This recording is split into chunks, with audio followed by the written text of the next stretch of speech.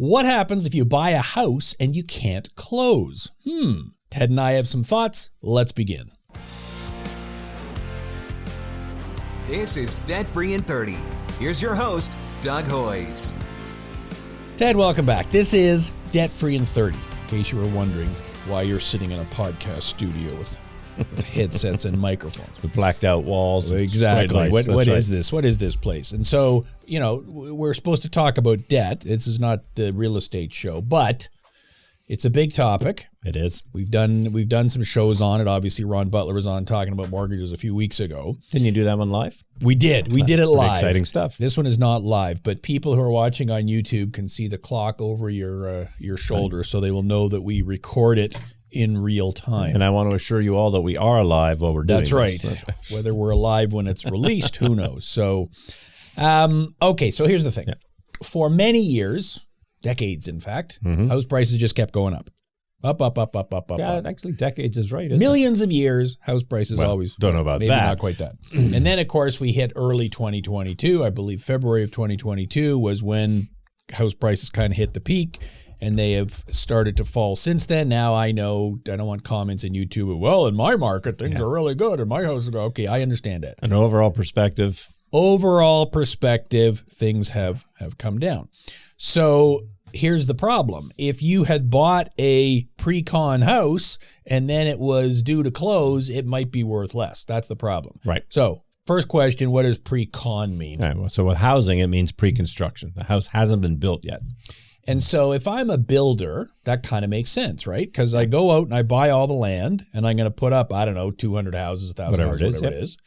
And it's going to take time to put them up. So I go to potential buyers and say, hey, give me money. Yeah, I need a deposit, and the deposit actually allows them to cover some of their expenses pre-construction so that they're not financing and borrowing from, paying interest. Interesting. So we're going to talk about this. Okay. So you can't go to a bank and get a mortgage on a house that isn't built yet? That's right. That's not a thing. Because there's nothing there to put a mortgage on. Gotcha. I mean, if you were building a house yourself, you can get a construction line of credit, but that's got nothing to do with what we're talking about today. And that's obviously what builders are doing. They go to the bank and say, okay, we bought the land. Maybe the bank helped finance that. And look, we've got these people who've put deposits. So you know this is good, you can finance it. And if they've got a cash flow that matches as well, right? 60, 90, 200 days or percentage of construction, all that sort of stuff. That's how it works. It's all sophisticated. So if you want to buy a pre-construction house, you have to put money in first. That's right. That's how it works. Okay, so here's an example I made up. Okay. It's not real. This is a podcast. We make stuff up. Right. So it's a pre-construction house, $1.2 million. That's what I'm paying the builder. Okay. So you ordered this house before February of 2022. That's right. Well, maybe I'm doing it. Maybe not. Maybe I'm doing it today. Doesn't really matter. So the deposit generally that a builder is going to want is 20%. I looked this up on the internet. I actually went to some sites, and that seems to be what they want. Because they're assuming you're going to get a conventional mortgage. They're not getting any first-time buyers doing the pre-con houses. They're getting first-time buyers, but, you're right. They're assuming you're getting a conventional mortgage. You're going to have a 20% down payment. Plus, I guess they want as much money as they can get. Obviously. And they figure that 20% is the magic number. Okay. So you pay the deposit over 6 months. Let's say in my example. So $60,000 when you sign the deal, and then another $60,000 at 30, 90, and 180 days. Right. Okay. Kind of makes sense. Now, the closing ends up being a year later because, of course, it takes time to build the house, and there's always delays and problems and issues and whatever. And at the time of closing, it turns out the house is only worth $1 million because the market has gone down. And this has happened to people. It's becoming much more common. So you go to the bank and say, hey, I want my mortgage. And the bank says, okay, like you just said, we will loan you 80% of the value. The value now is only $1 million. So they're going to loan you $800,000. I put down a $240,000 deposit. So you still owe the builder $960,000 because you agreed to pay $1.2 million. But the bank's going to give me $800,000. Yeah, you're short. There's the problem. We've analyzed the problem right there, and it's why we're talking about it on Debt Free in 30. We are having this issue. So in this example, the amount of money I need to close is more than what the bank is willing to lend me. Right. So this is a problem. And of course, we're glossing over some other issues like closing costs, land transfer tax, which according to the internet is somewhere between 0.5% and 2%, depending on the value of the property. Right. There is a Tarion warranty fee on a new home. Which is a good thing. We're going to talk about that. And then, of course, there's legal fees. So what happens if I cannot come up with that money? Well, so the short answer is the builder says, well, thank you for your deposit. We're seizing the property. We're done. If the builder sells it for less than the agreed price that you were going to pay, they got the right to come after you for the shortfall. This is a problem. And so if that happens, so let's say the shortfall is, well, it could be $200,000, $300,000, $400,000. In your example, it'd be at least $160,000. And if I don't have 160, that's a problem. Right. So could I file a bankruptcy or a consumer proposal because of that $160,000 debt? You can. I mean, bankruptcy, certainly. Consumer proposals are limited to $250,000 of non-mortgage debt. So you might actually be into a different category, but the solution, a proposal is a possible solution. Yeah. If this is a massive shortfall, if it's $300,000 and you're one person, then a consumer proposal, like you said, is up to a maximum of $250,000 of unsecured debts. You're over the limit. So it can get really, really messy. Okay, so that's what happens if you don't have the money and can't close. Right. Now let's take the other example where the builder doesn't finish building the property. Right. So builder goes bust. Builder goes bust. Now that's a pretty reasonable I mean, it's certainly foreseeable. It could happen. It has happened. And it has happened. Yep. So the builder, and it's a long process to build a house. They probably bought the land 10 years ago. Yeah, particularly if it's a development. Yeah, because you got to get zoning and then you got to put all the infrastructure in and build the roads and the sewers and the electrical and whatever. And then they start building. And of course, inflation, the cost of lumber's gone up, everything's gone up. Right. And so now that $1 million house they were going to sell to you, it's going to cost them $1.2 million to build it. I'm making up numbers again here. Right. They got a problem. And if they can't do it, well, then poof, they go. So let's talk about this. If a builder, well, let's talk about Tarion because we talked about those briefly. Right. According to, let's go back to this whole builder thing. So a builder goes bust. Yep. The builder got a loan from a bank or a lender. Yeah, they probably help finance the land through a bank, and they probably have an operating line of credit, percentage of completion or something. And so the bank would be a secured creditor. Correct. And so the bank isn't pushing them into bankruptcy. The bank's pushing them into receivership. What's a receivership? So receivership is where someone is appointed either by the court or by the bank to go in and sell the assets of whatever the company has listed as security. So with a builder, that would be all of the lots. So the receiver comes in and says, okay, well, I guess they're my lots now. Right. And they sell them with a view of recovering the money that the lender put in. The lenders be paid in priority to anybody that doesn't have any sort of security interest. So there's two kinds of creditors, secured and unsecured. Right. Consumer proposals that we do are for unsecured creditors, banks, credit cards, that sort of thing. Shortfalls on a house. Shortfalls on a house, yes. Whereas a secured creditor, well, they're kind of in first position. They get to sell stuff and get it first. Well, and presumably if the builder's going bankrupt, probably the secured creditor's losing money too. I mean, we don't want to make them out as the bad guys. They're probably going to get stiffed as well. I guess it depends on how much they lent. That's right. And whether, if the real estate market has some massive crash, then yes, the secured lenders could certainly lose money as well. And it's not just that. Remember, the lines of credit are at whatever the market rates are. So all of these builders are now paying 8% on these lines of credit instead of the 2.5% they've been paying forever. Yes, if it was a fixed term loan, that's one thing. But if it's a line of credit where the rate is variable, then that's a bigger problem. Okay, now let's go back to Tarion. Yep. Which is an agency that warranties new houses and also has some kind of purchase protection. Right. Yep. So I went on their website, and I'll put links in this in the show notes. According to Tarion, if the purchase agreements are terminated and there's no prospect of purchasers recovering any of their deposits in a receivership, then they have something called Tarion Freehold deposit protection. Now, Okay. freehold, that's an important word. Yep. What does freehold mean? It means the owner, the person who's purchasing the house, owns it outright. There aren't any other kind of attachments or requirements. So, for example, townhouse complexes often or have some sort of obligation to the homeowners association, that sort of thing. So freehold is the opposite of condominium. Correct. Because a condominium is part of a bigger thing. Exactly. It's part of a bigger thing. There's your answer. Legal technical, answer. Right? So here's what their website says. If you signed your purchase agreement to purchase this pre-construction home on or after January 1st, 2018, your deposit coverage depends on the purchase price of your new home. For example, if the purchase price of your new freehold home is $600,000 or less, your deposit is covered up to $60,000. That'd be 10%. Right. If the purchase price is more than $600,000, you're protected for 10% of the purchase price up to a maximum of $100,000. Right. So if I bought a house for $1 million, and I put down a 20% deposit, my deposit was how much? $200,000. How much is covered? $100,000. How much do I lose? $100,000. This is a problem. Probably a divorce, dude. This is a problem. So that is the problem. Right. So it sounds okay. I put a deposit down. I'm going to get my deposit back. No, that's not not with a freehold house. Not with a freehold house. That's not how it works. So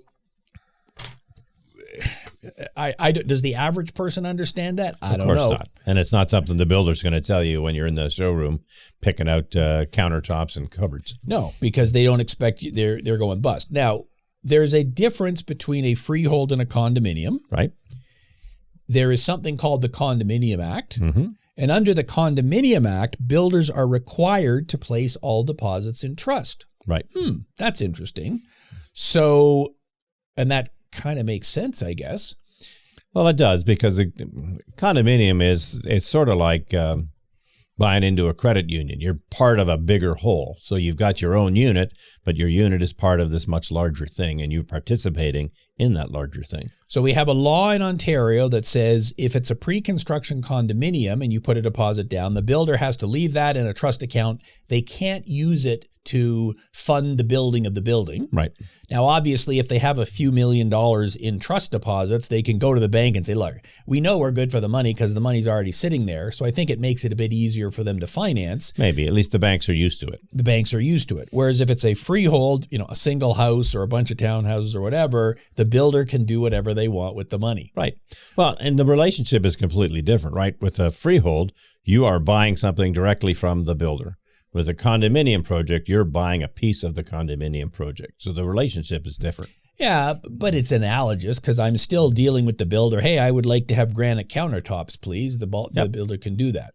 So do you think the law should be changed so that freehold builders have to put the deposit from a pre-construction agreement in trust, just like condominium builders are required to do? So the biggest problem with doing that is now we've removed a source of funding during the construction process for builders, and it's going to cost people more to buy their homes.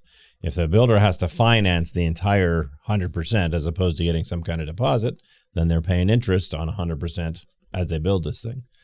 So there's pros and cons here. Well, and I guess the flip side of that is if the had to put the deposit in trust, maybe builders would start selling houses without deposits to try and, as a marketing thing, which is not a good thing either. So who knows, I guess. Yep. Who knows? And this is a problem caused by house prices going down. Because when everything's going up, it doesn't matter. Nobody cares. Nobody cares. You can buy whatever house you want for whatever price you want, because 5 years from now it's going to be more expensive. Yep. And the worry, I think, is the longer the delay between when you purchase your pre-construction unit, whether it's a condo or a freehold, and when you actually close, there's a lot of stuff that can go wrong. Right.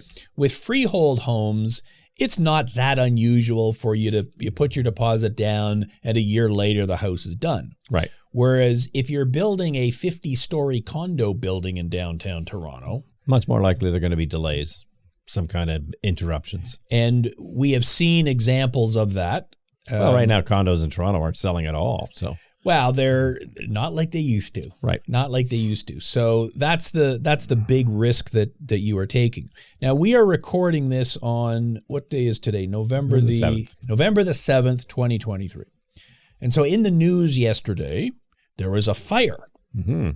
Some new, I believe they were townhouses, were being built. And at 4 o'clock on Sunday morning, there was a fire. And I believe 4 o'clock on Sunday morning, I guess the electrician sparked something, or I don't know who was working then, but whatever. Sure, Guido the electrician. There you go. So, and you are Italian, so I'm allowed to do this. That's right. So, and I guess they burned down. Right. Now, okay, fires happen, and it's not that unusual. There's no bricks on these things yet because they're just all wood.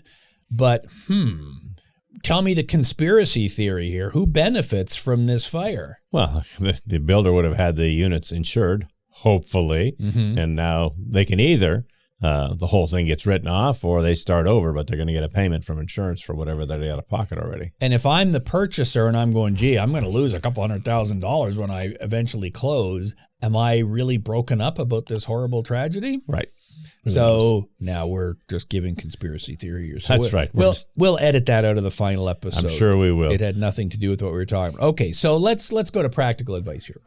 So are you suggesting that someone should never buy a pre-construction house? I mean, there must be some advantages to doing it. Well, the biggest advantage is that it's effectively a custom home. You're going to be able to say exactly what you want. You can pick the features that you want, the colors that you want, everything, because you're building it, right?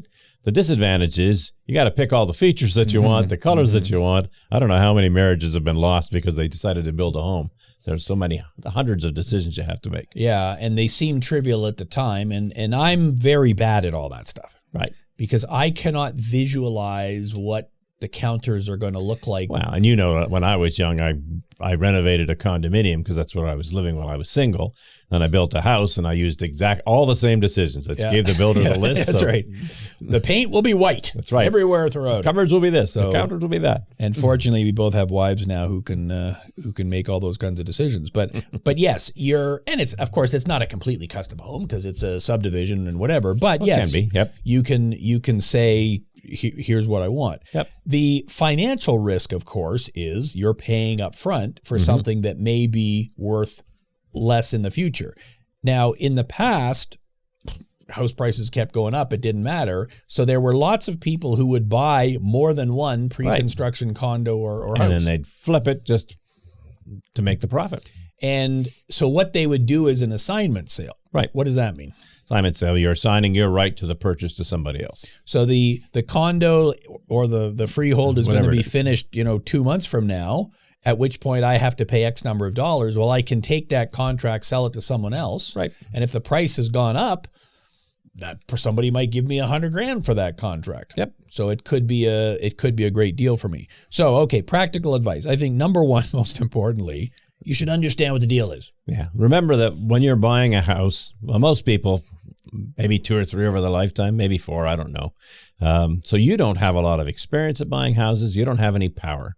The person on the other side of the table knows how to sell. That's what they do every day. And they're going to use techniques that are to their advantage. So make sure you understand the process. Get somebody in your corner to help you. Well, and one of the most basic questions is my deposit protected? Right. And as we've already seen, if it's a condo, yeah, probably. If it's not, then probably not. So now, if it's a big, huge builder who's been in business for 50 years, okay, maybe it's a little safer. I don't know if that makes it any safer. Probably not. Because they've got bigger projects and more financing, so more exposure. I mean, there's nothing wrong with asking them if they're solvent. They're going to lie, but yeah. Well, and the salesperson you're talking to wouldn't know anyways. But I think you have to understand you are taking on some risk. Right. It's as simple as that. Yep. And so if you've levered yourself completely, if you've gone out and used your line of credit to borrow the deposit and you've cashed in your RSP and done everything else, okay, you are taking a big risk. Right. We're not saying not to do it. No. You got to live someplace. You got to live someplace. We're just saying to understand the risk. Okay, number 2, understand the closing costs. That's right. So it's not just what you owe the builder. It's the tax on the transaction, land transfer tax, the lawyers. There are going to be fees for utilities to set them up. There's all sorts of surprises that are coming your way. Yeah, and land transfer tax, legal fees, Terry and warranties, whatever. These are all additional costs. So if you think, okay, when the building is ready, I'm just going to go to the bank and get a mortgage. Yeah, it's not enough. It may not be enough. Again, depends how much of a deposit you've got and so on. You want to crunch those numbers. And I think what you also want to do is look at the worst case scenario. Of course, you're assuming that the house is going to go way up in value. Right. So I'm buying it for $1 million. By the time it gets built, it'll be worth $1.5 million. So the bank will have no problem giving me an 80% mortgage. Sure. Okay. What if it doesn't go up in value?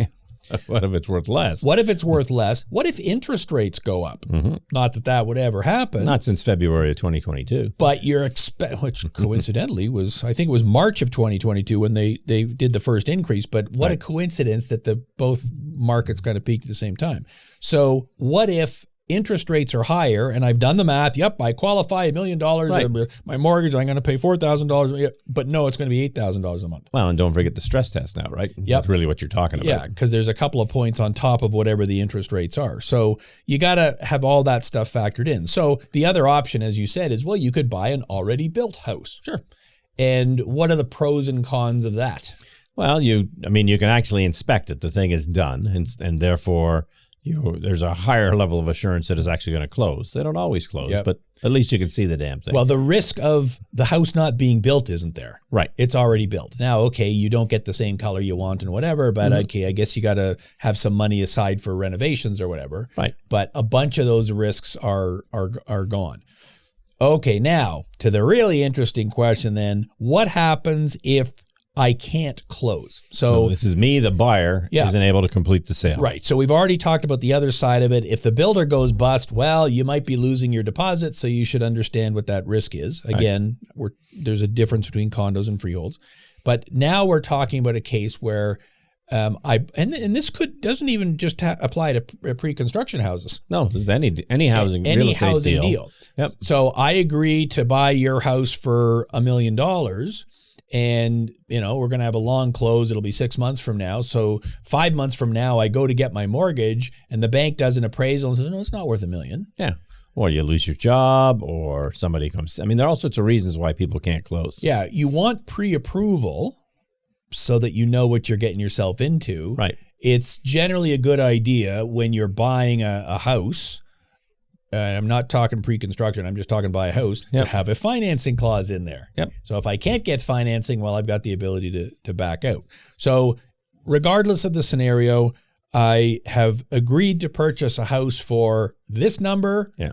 And I can't do it. And for people not watching on YouTube, my hands are up here and the actual value ends up being down here. He was holding his hand lower. Hand lower. I'm showing a gap, so I can't close. So what are my options? The closing is, let's say it's a month away and I know I can't do it. So let's assume it's a pre-construction. What are my options there? But let's assume in the first example that the problem isn't the house. The problem is you. Mm-hmm. You just can't close. All right. Well, first then, see if you're going to do an assignment sale to get somebody else to close on the deal for you. Everybody wins under that scenario. You're out of the obligation.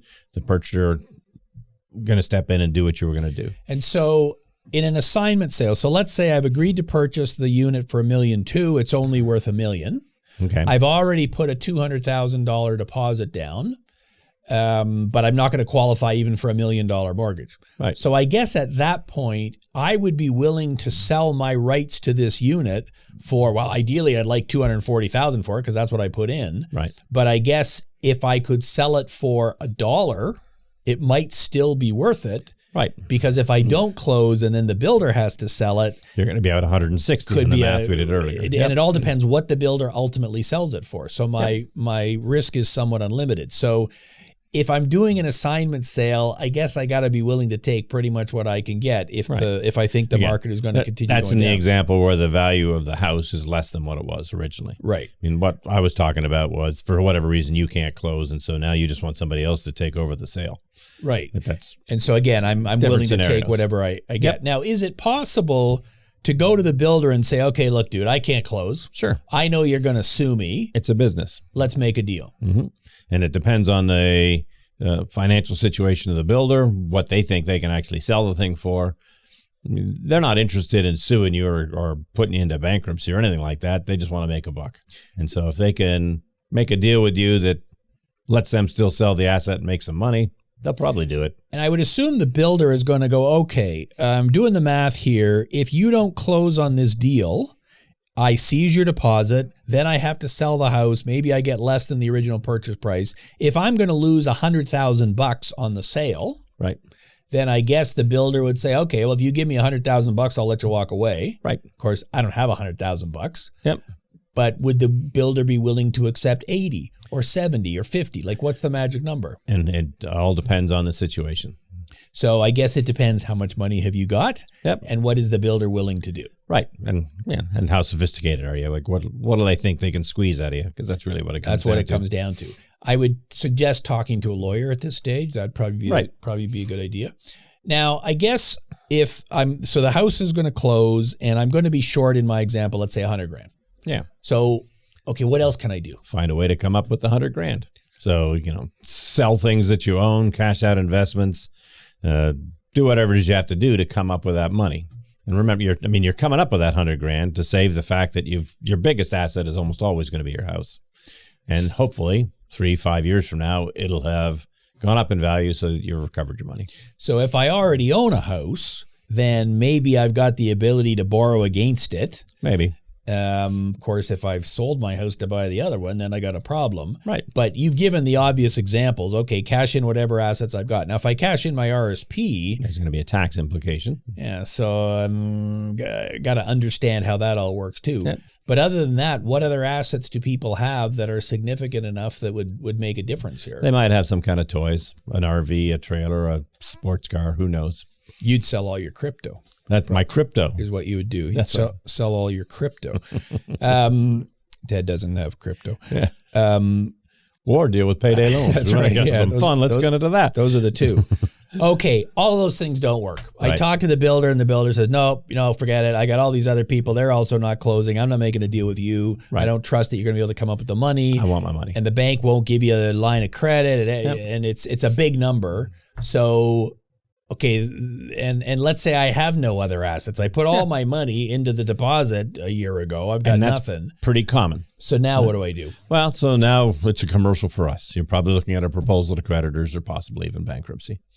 And explain again, I know you already mentioned it, but the distinction between a consumer proposal, which is under Division 2 of the Act, and a Division 1 proposal. Yeah. So let's start with the idea of what's a proposal. It's where you're offering to settle with your creditors for probably less than you owe them.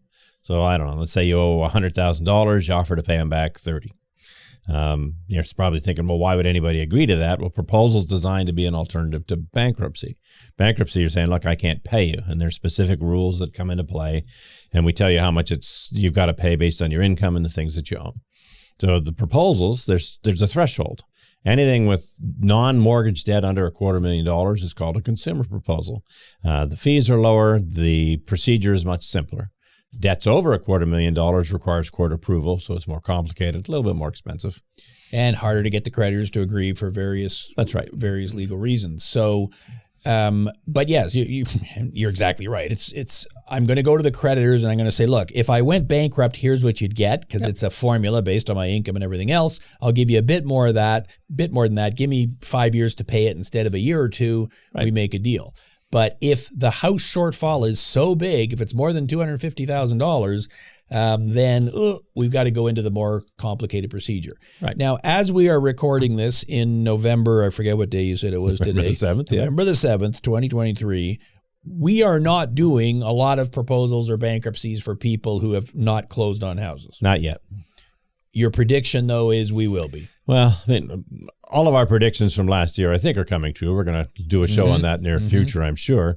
Interest rates are driving people to a point where they can't afford their houses, so it's only a matter of time before we start running into this closing issue. Yeah, and it's a time lag thing. As we've said many, many times, interest rates started going up over a year and a half ago now. It doesn't mean everybody's losing their house. Right. And there's still a huge chunk of houses whose mortgages renew next year and the year after. So that interest rate impact hasn't been felt yet. Right. And all the houses that have been being built and condos over the last year or two that are going to close over the next 6 months, year, 2 years, they are closing at a higher interest rate than the purchasers originally expected. And that's a problem. Well, and if you check all the media, I mean, all the projects in Toronto, the builders have slowed their condo construction right down because none of this stuff is selling. And so if you've got a pre-con arrangement for one of these units, they're just telling you whatever whatever reason they have for delays, and they just keep backing supply chain issues and whatever, which maybe is best for everybody because, okay, if we can delay it for 6 months, maybe interest rates will be a little lower. Maybe the real estate market bounces back. As long as you haven't sold the place you're living in and looking for someplace to rent. Yeah, because then you got a problem. And obviously with pre-con, just because they say it's going to be ready on this date, that does not mean it's going to be ready on this date. So yes, we will be doing a show. The last show of the year in December will be our How did we do? How did we do? Our predictions, and yes, I think so far our predictions are running pretty good this year. Pretty close to accurate this year. We're not always right, but so far we're looking pretty good.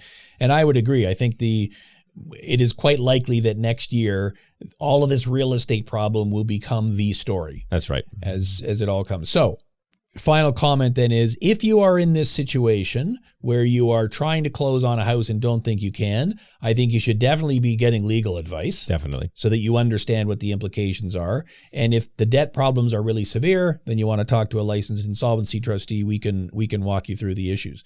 And before you start cashing in RSPs and doing whatever it is you're going to do, get some advice up front to make sure it makes sense for you. Don't make a mistake that makes the matters worse. Excellent closing comment. There you go. That's what's happening. We'll be talking about more about this in 2024, I am sure. That is our show for today. You all know the drill. If you're watching on YouTube, click all the likes and buttons and notifications and everything else. If you're listening on the audio platforms, which is how most people listen to us, Spotify, Apple Podcasts, whatever, again, subscribe. A new show comes out every week. So until next week, thanks for listening. I'm Doug Hoyes. That was Debt Free in 30.